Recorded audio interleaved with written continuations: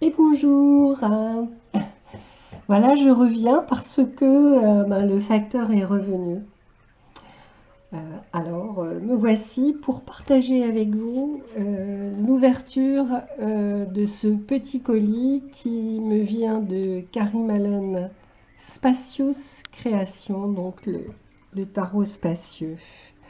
Donc je l'ouvre tout de suite. On va passer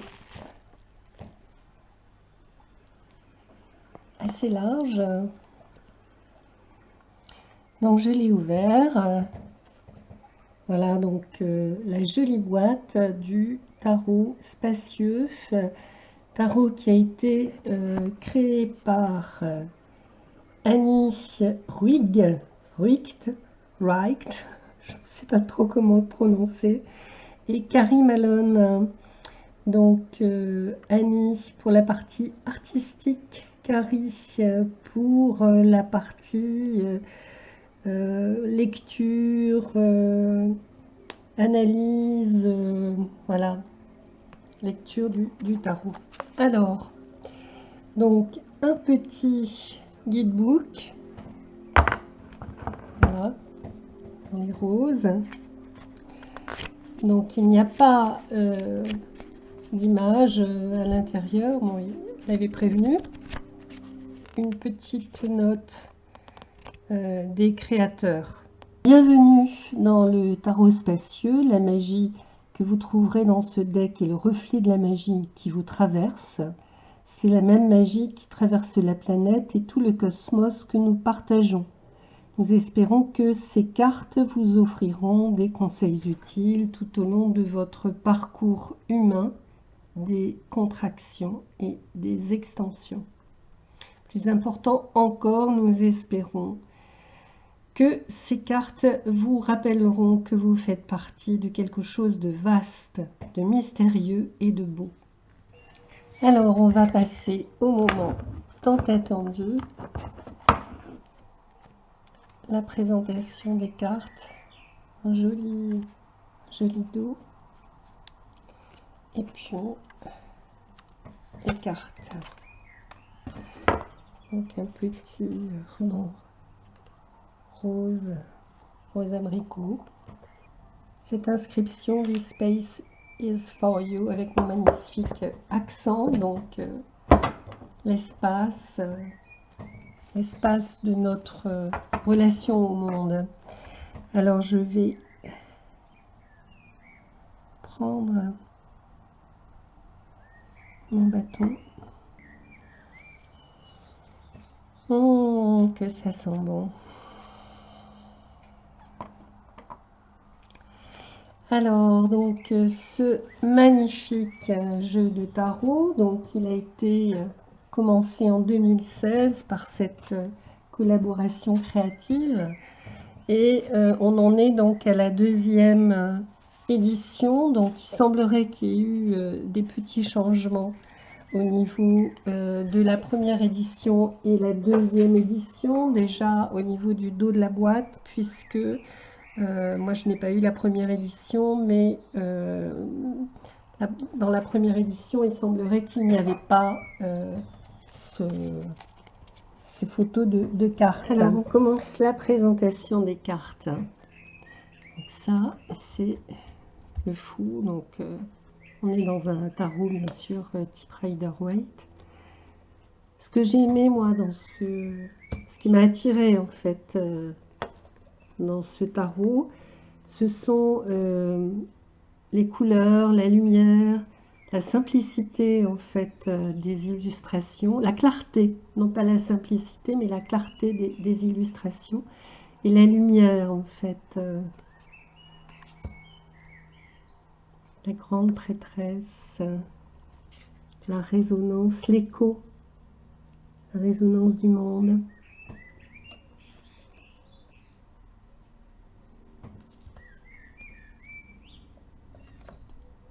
L'impératrice.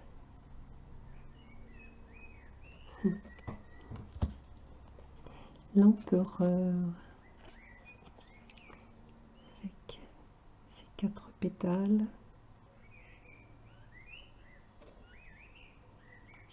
J'aime beaucoup aussi celle-ci, le hiérophante, avec cette lumière, ce soleil couchant. Celle-ci aussi très jolie avec ces flux lumineux qui s'entrelacent et qui représentent bien la sacralité, oui, de l'amour et l'élévation. Le chariot. La force. Est-ce qu'il en faut de la force pour fleurir dans le désert? L'ermite. Voilà, on n'a pas besoin, en fait, on peut faire beaucoup de lectures intuitives, même si on ne connaît pas beaucoup le tarot comme moi, eh bien, on peut avoir une bonne interaction avec ce jeu pour travailler sur soi. Et la roue de la fortune, donc l'énergie circulaire, le cycle, mais dans une représentation énergétique. Mais c'est ça que j'aime bien aussi dans ce jeu, c'est la notion d'énergie. Comme la justice, en fait, hein, la vibration, la résonance, l'onde qui suit nos actes. Alors, pendu. Ah oui, j'ai oublié de vous dire qu'il y a certaines cartes qui ont été changées un petit peu.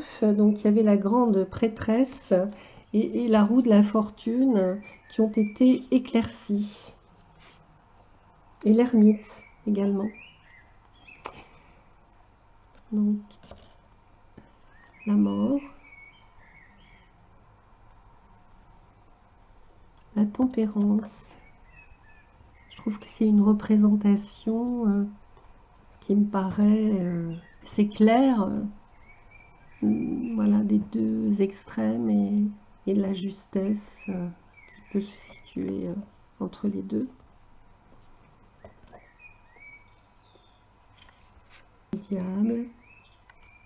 Donc, même voilà, les couleurs aussi, le langage des couleurs est très accessible. L'étoile, l'immensément grand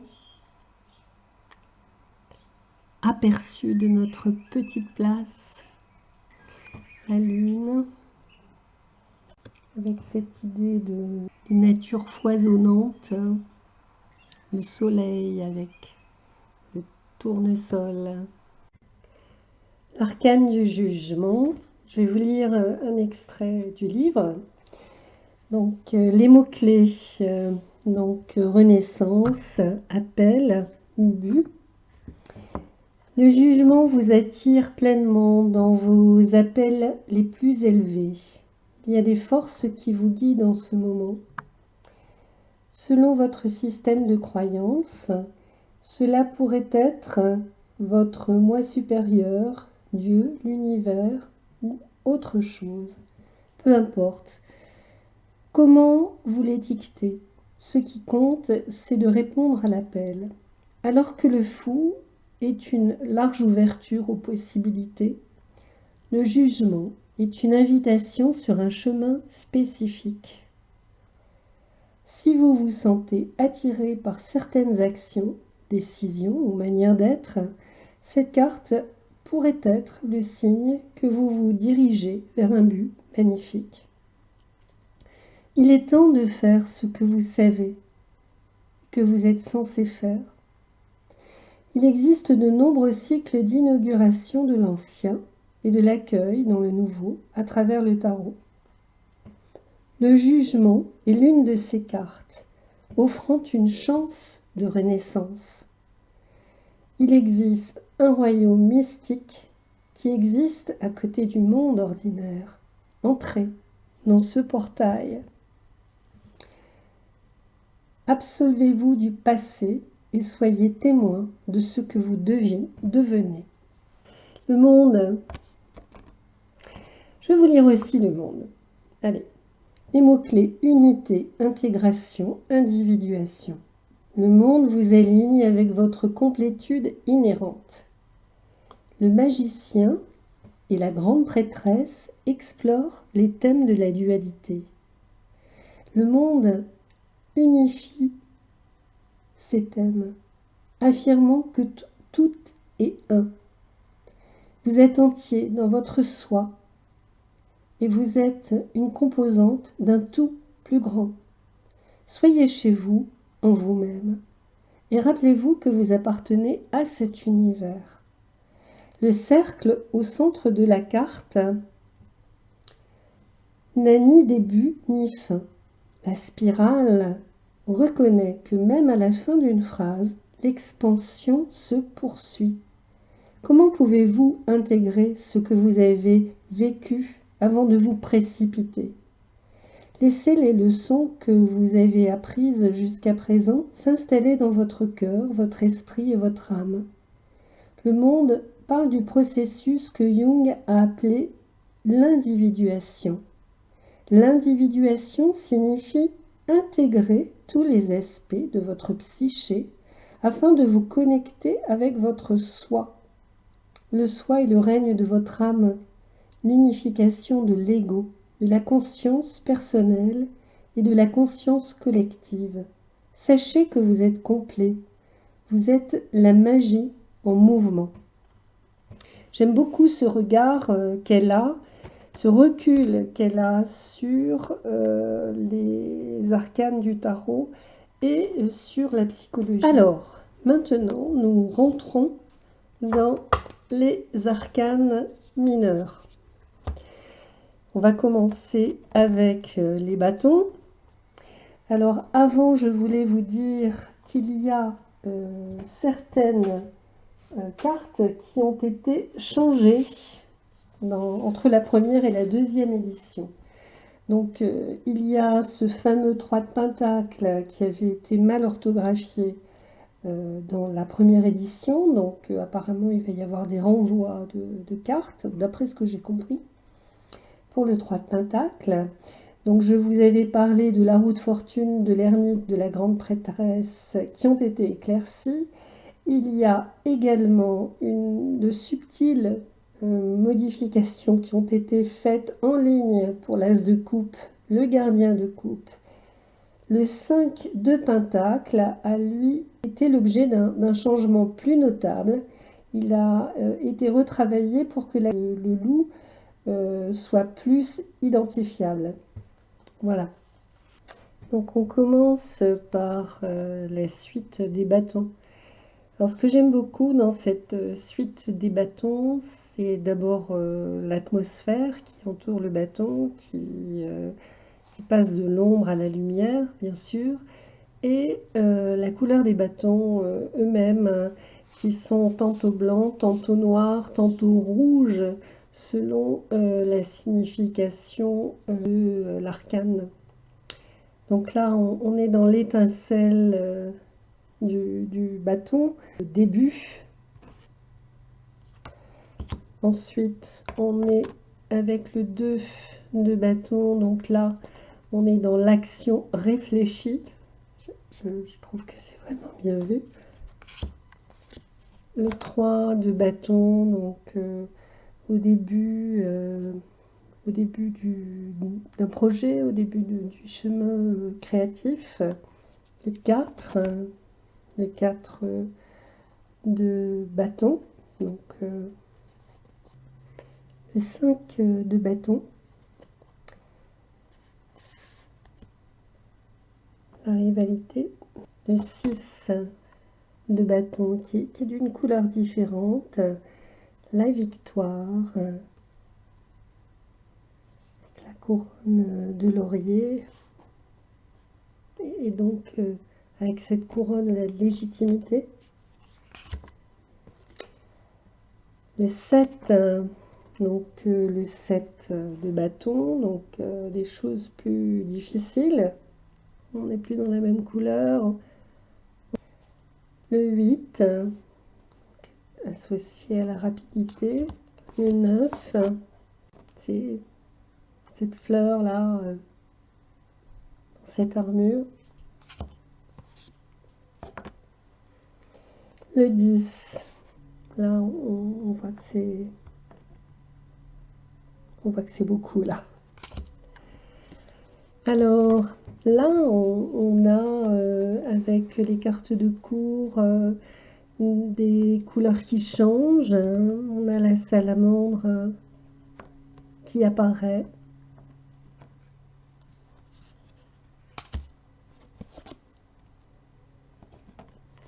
Là, l'étincelle s'est transformée en feu. À la terre, le mouvement, l'enracinement.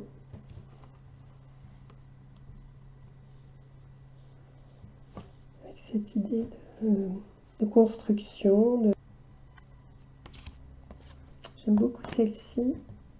4 de Pentacle. Pour moi, il y a cette idée de connexion à la nature avec quelque chose de pourtant structuré, les 4 directions. Le 5. Donc c'était celle dont je vous parlais, qui a été retravaillée pour qu'on puisse mieux apercevoir le loup. Donc le 5 de Pentacle, c'est le manque. Le 6, là on voit qu'on change de registre, les couleurs sont différentes. Il y a quelque chose d'aérien. Il y a deux nids, je ne sais pas si ce sont 2 nids ou 2 couronnes, qui font référence peut-être au partage. Le 7, l'idée de la patience avec la graine qui se transforme. Et je crois que c'est aussi ça qu'on va chercher quand on se reconnecte à la terre par le biais du travail, par exemple au jardin ou autre. C'est se relier à des cycles qui sont plus longs et qui n'ont rien à voir avec notre consommation quotidienne. Donc le 8 de Pentacle, l'idée de la productivité, le travail de l'abeille. Le 9, les signes extérieurs de richesse. Le 10, donc c'est une représentation de la solidité. J'aime bien celle-ci, le Child of Pentacle avec ce petit ourson dans l'insouciance. Le gardien, donc là on sent que on veille. L'explorer.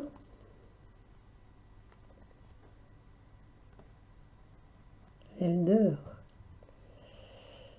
Le pilier. Donc maintenant je vous présente la suite des coupes. Alors on voit que la couleur des coupes aussi, les couleurs sont très expressives, sont douces. L'as de coupe, donc on voit ce paysage dans cette coupe qui déborde, qui me fait dire que c'est notre regard sur le monde qui le crée d'une certaine manière. Le 3, la fluidité, la joie, le courant de l'eau. Là, on sent dans les couleurs qu'il y a quelque chose de bloqué, je dirais même d'incongru en fait, hein, dans ce courant. Le 5, Alors là, on voit dans ces couleurs la tristesse, la négativité, enfin, à côté du 6 de coupe. Donc, on voit que le paysage et le regard sur le monde est différent. Le 7 de coupe. Là, on est dans le désordre, le fantasme, quelque chose qui semble peu réaliste à côté du 8 de coupe, où il y a une espèce d'alignement, comme un chemin intérieur. Le 9 de coupe. Là, on voit qu'il y a cette idée de la réussite dans cette organisation où il y a de la joie. Et là, véritablement, ce soleil qui est alimenté par chaque tasse qui forme un mouvement spiralaire, voilà, quelque chose de très énergique. Le valet de coupe.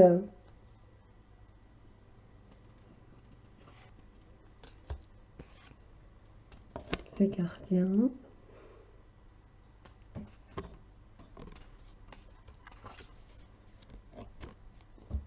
L'explorer des profondeurs.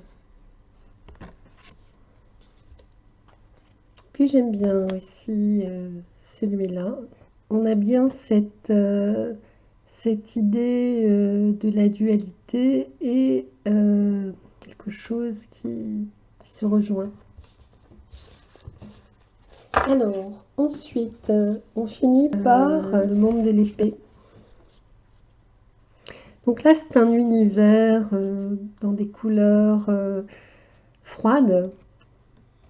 Là, on a cette idée de l'énergie barrée. Le 3. Le 4. Toujours cet univers glacial. Il n'y a pas de mouvement. Le 5. Ce vautour après la bataille. Alors, dans le 6, il y a quelque chose de différent avec cette lumière qui jaillit. Le 7.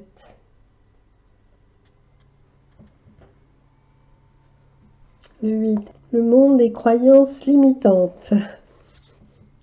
Le 9. Oh bah, le 9, je connais bien aussi. Hein. Le 10. Bon, ben, voilà. Le burn-out. Le valet d'épée.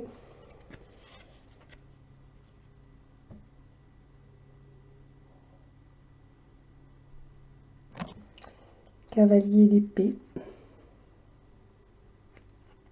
La reine d'épée. Et le roi, dans le roi en vol. Alors maintenant, je vous propose, pour ceux que ça intéresse, un tirage en 2 cartes. Un tirage tiens, d'Omrazaï en 2 cartes. Donc, l'énergie. Et puis la leçon de la vie, ce que la vie peut m'apprendre pour faire évoluer. Voilà.